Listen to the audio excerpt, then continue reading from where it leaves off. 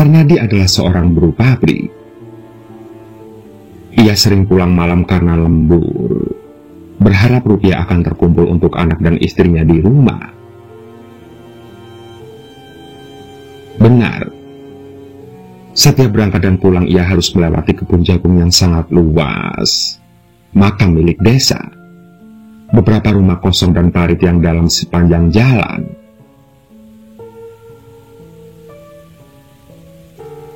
Malam itu Parnadi lembur dan pulang hampir tengah malam. Ia pulang dengan sepeda ontelnya melewati jalanan yang sepi, sementara kampung tempat tinggal yang masih jauh di depan sana. Parnadi, ia sudah terbiasa pulang malam dan mendapati jalanan sepi serta gelap hanya bercahayakan headlamp kecil di kepalanya. Tapi malam itu entah kenapa Parnadi merasa suasananya yang sedikit berbeda. Jalanan tiba-tiba saja ramai. Benar, jalanan tiba-tiba ramai. Saat melewati kebun jagung, ia melihat ada anak-anak berlarian di antara jagung-jagung yang siap panen. Parnadi lantas berpikir mungkin itu anak-anak usil yang ingin mencari jagung. Namun setelah melewati kebun jagung, Parnadi baru berpikir, anak kecil mana yang malam-malam keluar hanya untuk mencari jagung?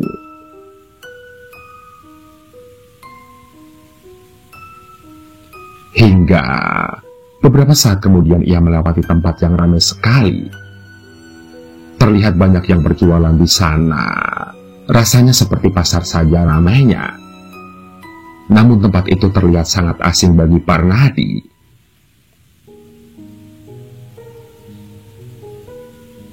Bukankah setelah kebun jagung itu adalah tempat pemakaman milik desa? Ujar Parnadi. Ia berhenti sejenak. Ia memastikan apakah ia tidak salah jalan.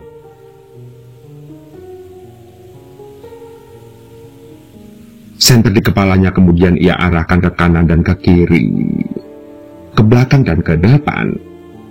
Namun benar, di depannya terlihat ada rumah kosong mewah yang harus ia lewati setelah kuburan. Hingga tiba-tiba ada yang mendekat. Ternyata ia adalah penjajah sayuran gerobak dorong.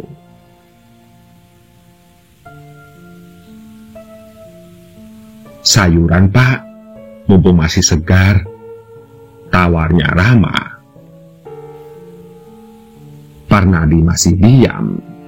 Dia sungguh masih merasa bingung. Ia berpikir apakah malam ini sedang ada pasar malam atau ada pasar dadakan. Tapi ia tidak mendapat info apapun sejak kemarin. Lantas, apakah ia benar-benar tersesat?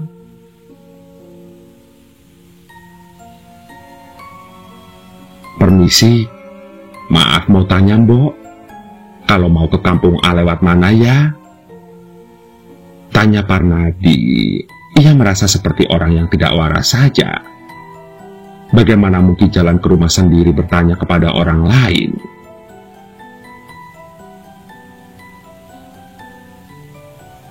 "Lurus terus saja. Nanti lewat rumah bagus milik Pak Danu itu terus belok kiri ya. Setelah itu ada rumah cat biru yang sebelahnya kebun pisang. Kamu masih terus saja. Nanti sampai kampung A. Nah, rumah pertama rumah kayu itu milik juragan kambing," jawab mbok-mbok penjual sayur tadi.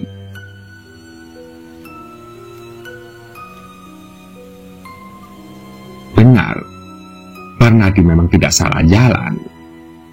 Rute yang tadi penjual sayur itu benar jalan menuju rumahnya. Tapi tetap saja sepertinya ada yang aneh. Warga sekitar biasanya menyebut rumah milik Pak Danu dengan sebutan rumah kosong mewah. Tapi Mbok Sayur tadi menyebutnya seperti dulu saat masih ditempati.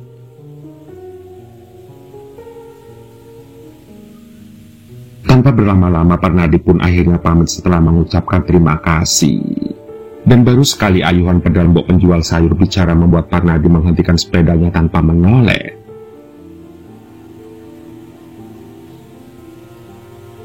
Nanti kalau lewat depan jangan bernapas. Apapun yang mereka katakan, jangan didengar. Dan apapun yang mereka tanyakan, jangan dijawab. Pura-pura saja tidak tahu. Saran Mbok penjual sayur.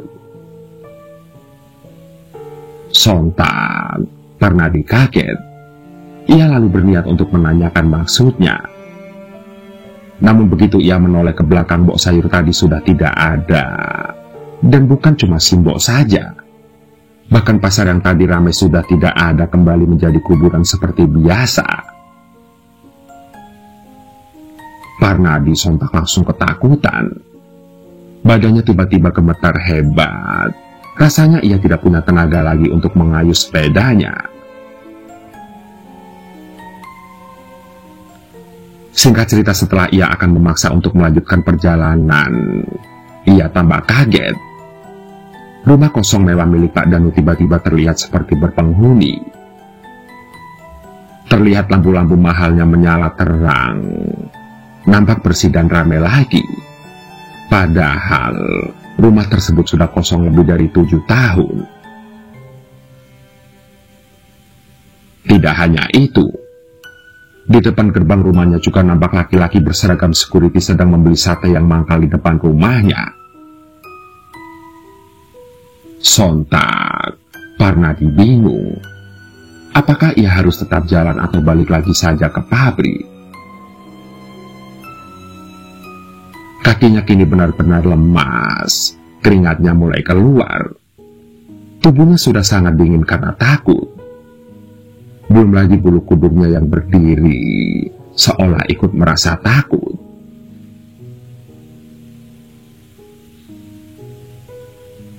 Benar, di depan matanya jelas bukan orang dan dunia nyata seperti yang biasa ia lalui. Namun kalau berbalik arah ia tidak tahu nanti di belakangnya akan ada pasar lagi, kuburan, atau malah dunia yang lebih menakutkan. Lagi pula anak istrinya di rumah sedang menunggunya. Ia tidak mau mereka khawatir. Lantas, Parnadi pun akhirnya memberanikan diri.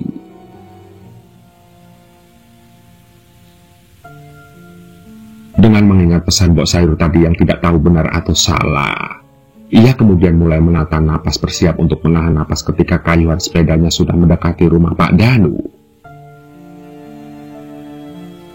Namun begitu lewat di depan gerbang rumah itu, Parnadi semakin ketakutan. Sepertinya bajunya akan basah karena keringat. Sementara Parnadi masih menahan napas ketika ada yang memanggilnya.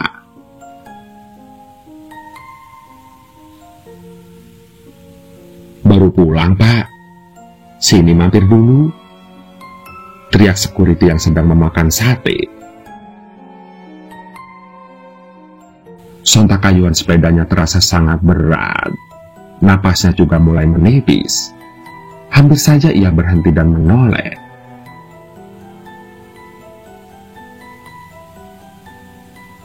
"Sudah tahu ya Pak Parnadi?" tanya tukang sate, yang membuat Parnadi sontak menoleh. Namun salah. Seharusnya ia lanjut jalan saja seperti kata penjual sayur tadi. Benar, orang yang tadi terlihat seperti security dan tukang sate kini berdiri di belakangnya. Mereka sudah berubah wujud menjadi sosok hitam berbulu dan menyeringai. Pura-pura tidak melihat Parnadi pun lantas kembali melanjutkan perjalanan. Ia bernapas sebanyak-banyaknya. Ia juga sedikit merasa lega setelah melewati rumah kosong tersebut.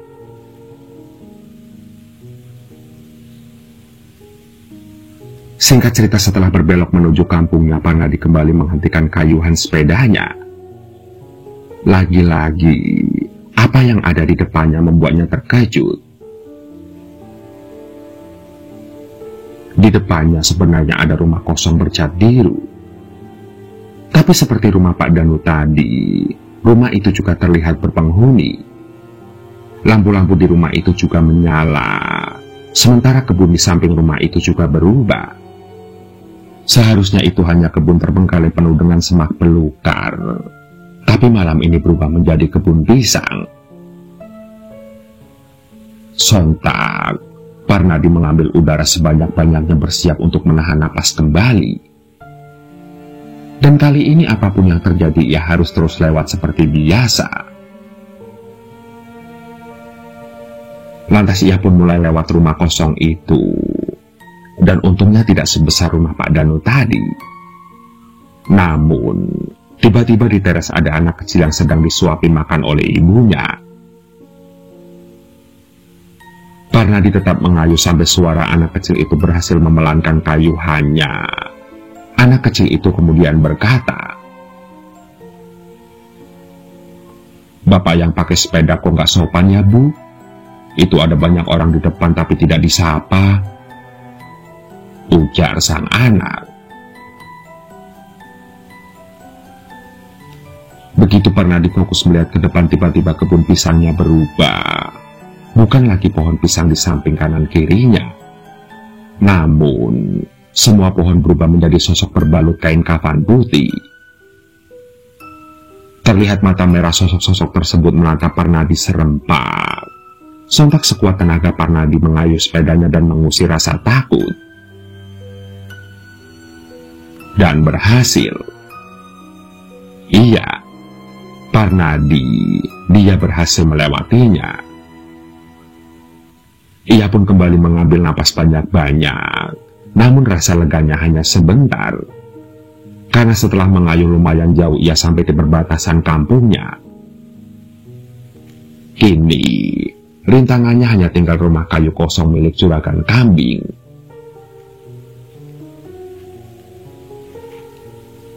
Kali ini Parnadi sudah lebih siap. Ia tidak akan takut lagi dengan penampakan-penampakan di depannya. Dan Parnadi mengira jika rumah kosong di depannya pasti akan berubah ramai sebentar lagi. Namun, sampai beberapa menit Parnadi menunggu rumah itu tetap sepi seperti rumah kosong biasanya. Lantas, dengan santainya ia melanjutkan perjalanan melewati rumah kayu kosong yang masih tetap kosong itu. Namun saat di depan rumah kayu tersebut, Parnadi melihat Mbah Darman tetangganya yang duduk di halaman rumah itu. Parnadi tentu saja bingung.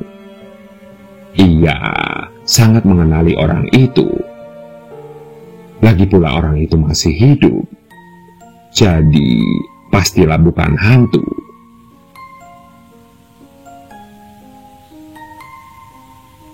"Parnadi, tolong!" Tiba-tiba Mbah Darman memanggilnya dengan suara lirih seperti sedang kesakitan. Sontak, Parnadi pun kemudian menghampiri Mbah Darman dan meletakkan sepedanya begitu saja. Ia berniat untuk menolong Mbah Darman.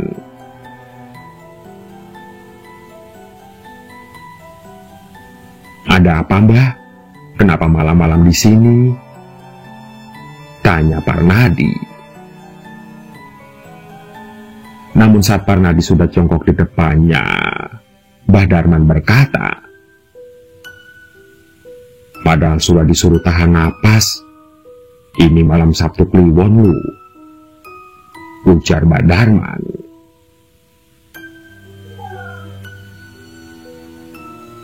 Iya, Parnadi, dia melupakan hal itu. Mbah Darman tersenyum, senyum yang mengerikan disertai suara cekikikan mirip kuntilanak. Sontak, Parnadi pun kaget dan tanpa menghiraukan sepedanya ia lari tunggang langgang. Ia sudah tidak peduli apa yang dilihat di depan dan samping kanan kirinya. Tujuannya hanyalah satu, ialah rumahnya yang tidak jauh lagi. Singkat cerita, sesampainya Parnadi di rumah, ia menggedor pintu dengan tidak sabarnya dan memanggil istrinya dengan keras. Tidak lama kemudian istrinya keluar membukakan pintu. Parnadi pun sangat lega. Sebelum istrinya berkata, "Padahal sudah disuruh tahan napas lu," ucapnya sambil tersenyum, senyum yang menakutkan. Sontak Parnadi pun sudah tidak kuat lagi. Ia langsung pingsan dan paginya ditemukan tergeletak di kuburan.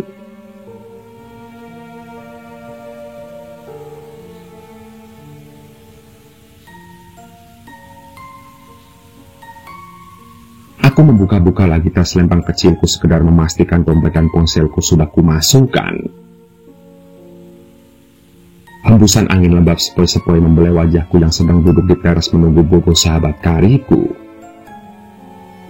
Malam ini, kami berencana untuk kongko-kongko di coffee shop milik Bimo yang baru saja buka. Aku dan Bobo diundang secara langsung oleh Bimo. Kami bertiga memang bersahabat sejak lama. Dan walaupun kini sudah menjadi bapak-bapak, persahabatan kami masih terjalin baik dan masih sering nongkrong bareng.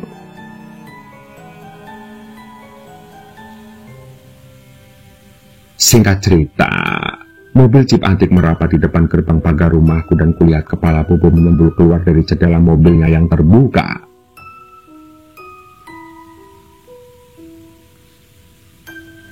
Assalamualaikum. Sorry ya Dit, aku agak telat. Ya udah, buruan ayo. Sapa Bobo seraya mengajak untuk segera berangkat. Lantas aku pun berpamitan dengan anak istri di rumah dan langsung masuk ke mobil jeep yang kami juluki tank Belanda itu. Aroma khas mobil antik tank Belanda ini mengingatkanku dengan mobil milik almarhum ayahku. Aromanya sama persis. Meskipun hampir setiap komponen mobil ini berdecim, kecepatan dan kekuatan mobil ini tidak kalah dengan mobil keluaran baru. Lantas, terdengar deru suara mesin diesel mengiringi perjalanan kami menuju coffee shop Bimo. Lokasi coffee shopnya bukan di pinggir jalan besar, melainkan masuk ke area perkampungan. Dan karena baru pertama kali aku dan Bobo melewati jalanan ini, maka itu kami menggunakan aplikasi Google Map yang ada di ponsel kami sebagai pemandu jalan.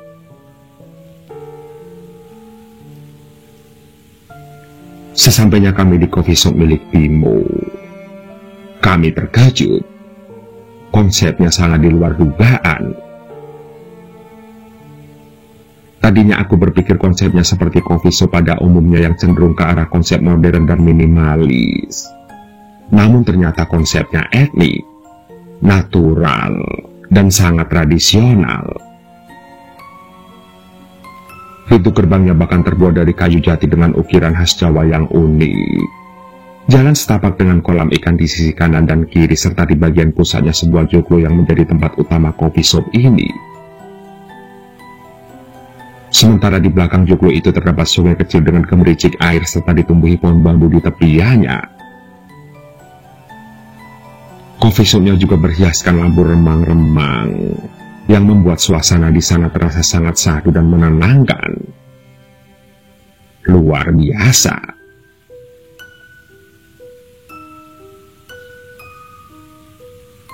Singkat cerita, Bimo kemudian menyambut kami berdua dan duduklah kami di meja paling belakang dekat dengan pepohonan bambu dan sungai kecil.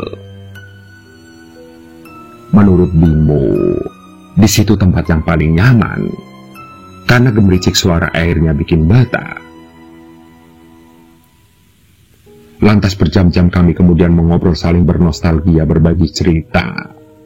Mulai dari cerita serius soal pekerjaan sampai cerita konyol kenangan kami di masa lampau. Hingga tidak terasa obrolan kami sampai di penghujung malam. Hari sudah berganti di jam 12 malam.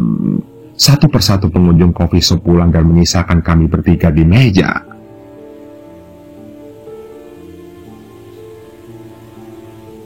Kafenya tutup jam berapa, Bim? Tanyaku karena merasa agak sungkan. Khawatir kalau keberadaan kami membuat kafenya terpaksa buka lebih lama.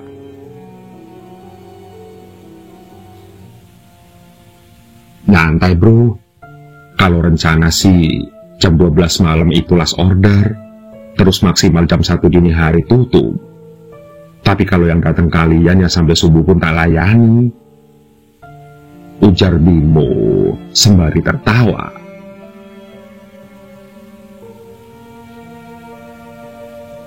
Singkat cerita, di sela obrolan kami aku melihat sosok perempuan berbaju merah di tepi sungai. Aku tidak bisa melihatnya dengan jelas karena minim penerangan dan berhalang batang-batang bambu. Aku pun lantas memperhatikan perempuan itu berjalan perlahan menyusuri tepian sungai.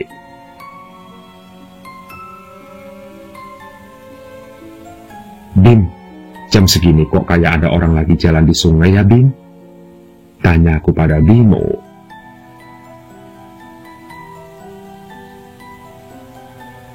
Oh, itu ada Simba-Simba yang biasanya nyari keong, jawab Bimo.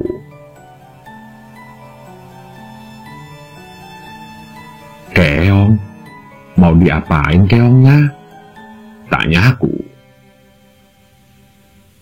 Dimakan lah bro, jadi lauk. Bisa ditumis atau disate.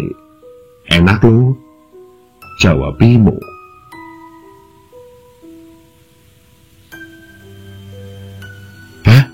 Dimakan? Serius? Bayangin aja udah mual aku, Bim, sahutku dengan ekspresi jijik. Lantas kuperhatikan lagi perempuan berbaju merah di tepi sungai itu. Dan itu jelas bukan Simba-Simba. Terlihat perempuan itu masih muda dengan rambut panjang terurai. Sontak, bulu kuduku meremang ketika perempuan itu tiba-tiba menolehkan kepalanya seperti memandang ke arahku. Sepertinya dia tahu kalau aku memperhatikannya. Lantas, dia pun bergerak cepat dan menghilang dalam kegelapan.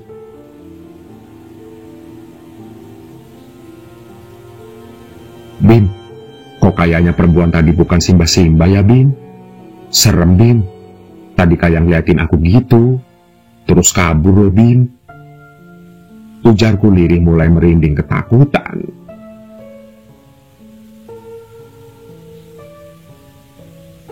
Wah, Bobo.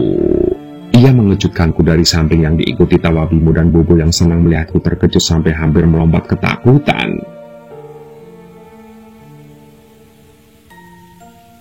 Udah tua kok ya masih takut hal-hal gituan sih, Dit?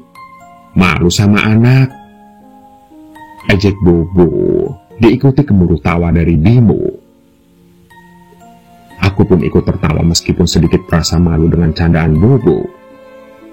Namun, apa yang kulihat tadi betul-betul nampak nyata walau sangat minim cahaya.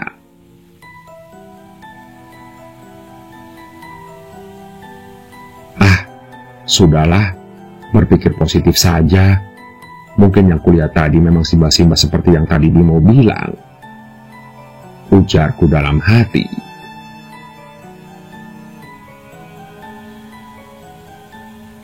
Udah Yodit, balik, ujar Bobo sesaat setelah memperhatikan jam tangannya.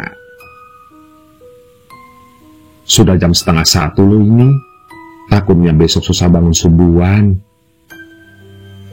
ujar Bobo lagi, menyela canda tawa tengah malam itu. Lantas aku pun menyahut dengan anggukan tanda setuju. Akhirnya kami pun berpamitan dengan Bimo. Wajah lelah namun senang terpancar dari wajahnya seraya melambaikan tangan. Lantas, aku dan Bobo pun kembali memasuki tank Belanda. Tidak lupa juga kami membuka aplikasi Google Map untuk mengarahkan kami menuju rumah. Kami tidak mungkin putar balik lewat jalan sebelumnya, karena jalanan yang sempit tidak cukup untuk si tank Belanda memutar.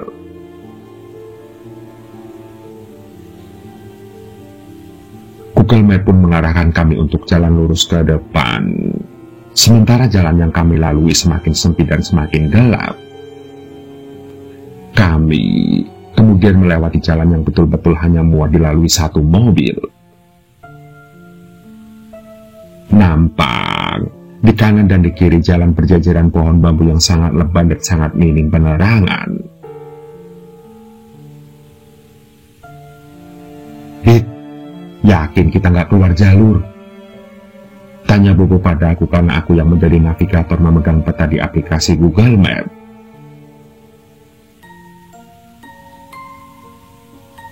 Tenang Bu, kita masih on track. Memang lewat sini perintahnya.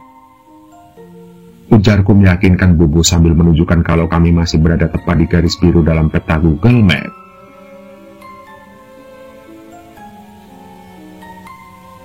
Sekarang kita kemana, Dit? Tanya Bobo.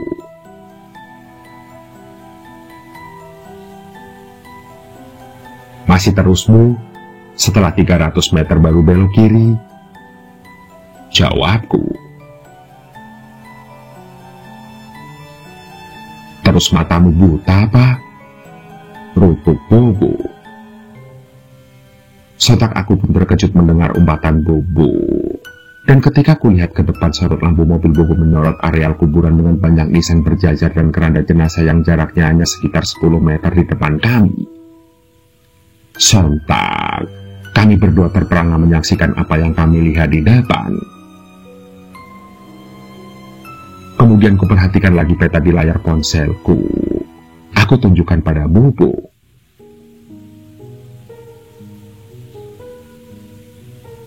Di peta masih menunjukkan jalan lurus terus, Bu.